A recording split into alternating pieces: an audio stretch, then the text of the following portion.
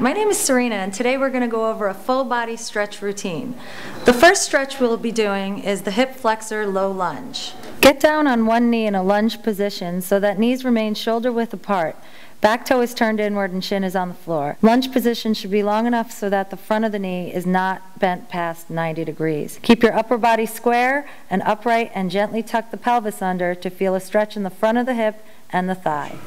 Now we're going to go over to the wall for adductor wall splits.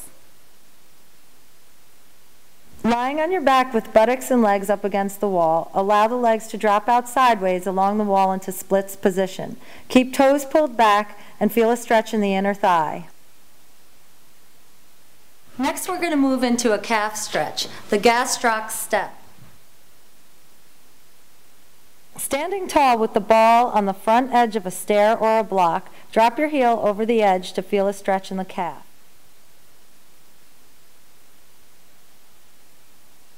Now let's move down to the floor for supine figure 4 knee to chest.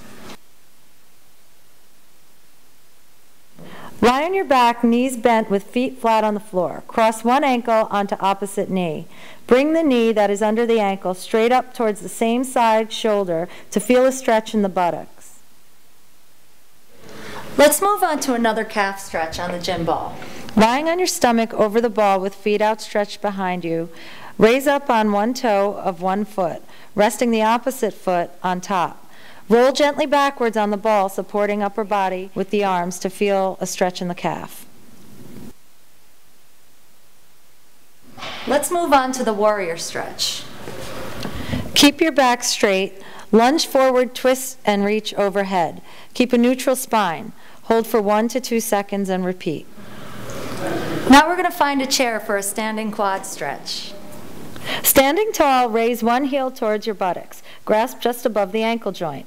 Tilt your pelvis and squeeze buttocks to extend the hip back slightly to feel a stretch in the front of the thigh. Let's move back to the wall for a tibialis anterior stretch. Place top of the foot on the floor behind you and bend your knees slightly. Pull as though you were dragging the top of the foot along the floor to feel a stretch in the shin. Next up is the QL side bend reach. Slowly bend to one side without rotating, bringing one arm overhead. Keep the hand that is above the head slightly forward and always in view. Support your upper body with the opposite hand on the hip. The next stretch is lat rotator cuff self-traction. You're going to want to find a doorknob for this one. Stand at a 45-degree angle facing a closed door with one foot in front of the other in a lunge-type position. Reach forward and grasp the doorknob slowly. Sit lower body down and backwards to feel a stretch in the back and side of the shoulder. Now we're going to open up our chest with the corner pectoral stretch. Facing a corner, place forearms on each wall at shoulder height. Slowly lean chest forward into the corner, keeping your upper body tall to feel a stretch in the front of the chest. Now that our chest is stretched, let's move into triceps. Sitting tall, place one hand behind your neck. Use your opposite hand to grasp the elbow and try to slide the fingertips further down the spine to feel a stretch in the back of the upper arm.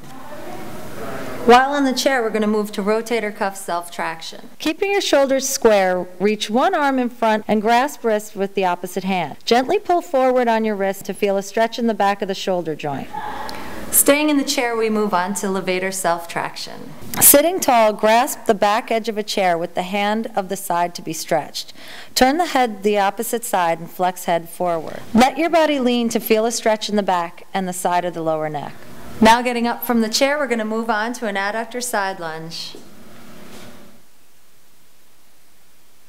With toes pointed forward, step out sideways into a side lunge position.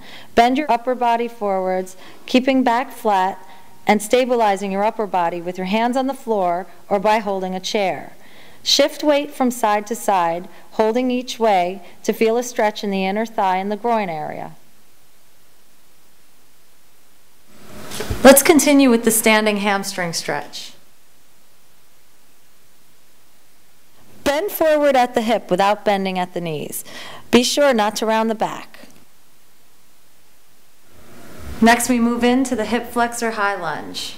Standing feet shoulder width apart and toes pointed forward, step 1 foot forward into a lunge position, staying up on the toe of the back foot. Keeping your upper body upright and pelvis square, attempt to straighten the back knee to feel a stretch in the front of the thigh and hip. Moving back to the ball for lumbar extension. Lying on your back with your head supported, hang your hands overhead and let the spine relax and conform to the ball. Slowly roll back and forth to get full length of your spine relaxed.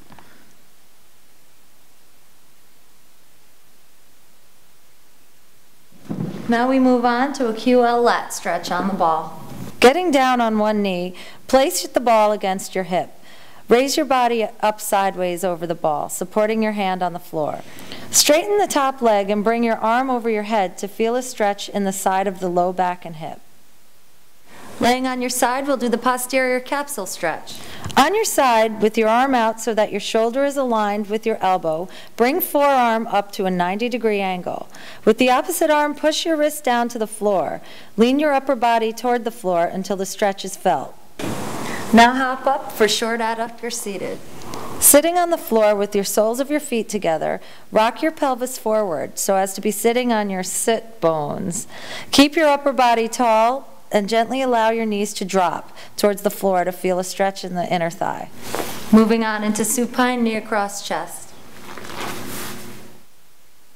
Lying on your back, hug one knee up and bring across your body towards the opposite elbow to feel a stretch in the buttocks. This concludes the general full body stretch. Remember, each stretch should be held for 20 to 30 seconds. And don't forget to stretch after every workout. Thanks for watching. Bye.